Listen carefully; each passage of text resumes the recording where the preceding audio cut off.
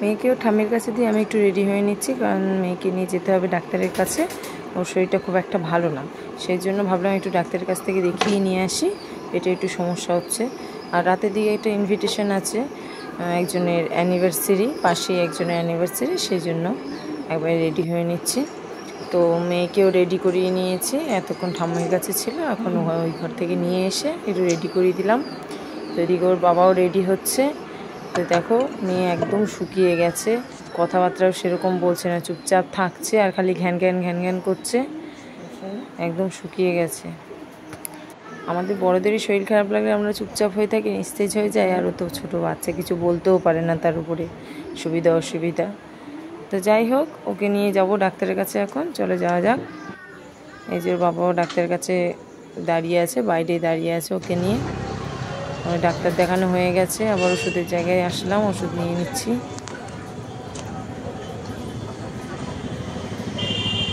ডাক্তারের দোকানে দাঁড়িয়ে আছি, আমরা নেব।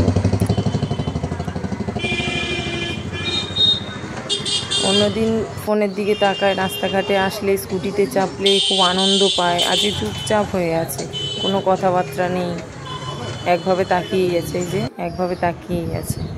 যাই হোক, ওইখান থেকে আসার পরে ওষুধ খাইয়ে দিলাম, ডাক্তার যা ওষুধ দিল ওষুধ খাইয়ে দিয়ে একবারে ঘুম পাড়িয়ে দিলাম। তো এখন ঘুমোচ্ছে, আমি একটুখানি চলে যাব ওকে রেখে ওর ঠাম্মির কাছে, আমিও চলে যাব। এই যে চলে এসেছি অনুষ্ঠান বাড়িতে, ছোটোখাটো করেই অনুষ্ঠান হচ্ছে, সেরকম বড় নয়। এই জেঠির অ্যানিভার্সারি।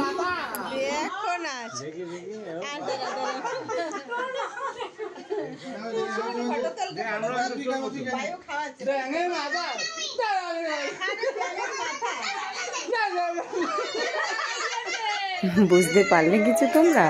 ওর ঠাম্মিকে ও একাই কেক খাওয়াবে, আর কেউ কেক খাওয়াবে না। ওর মা কেক খাওয়াচ্ছিল, তাই জন্য রাগ দেখাচ্ছে। এই যে কেক খাইয়ে দিচ্ছে, এই যে হচ্ছে বড় বৌদি, মানে এই যে জেঠির হচ্ছে বৌমা, আর এই হচ্ছে ছেলে, এটা হচ্ছে মেয়ে, এটা ছোট মেয়ে, মানে বড় মেয়ে আছে, আর তারপরে এই মেয়ে, তারপরে ওই দাদা, ওরা 3 ভাই বোন।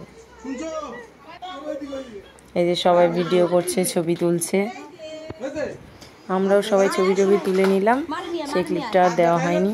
তো তারপরে আবার খেতে চলে যাব, কেননা মেয়ে উঠে যাবে, ওই জন্য তাড়াহুড়ো করে আবার খেতে চলে গেলাম।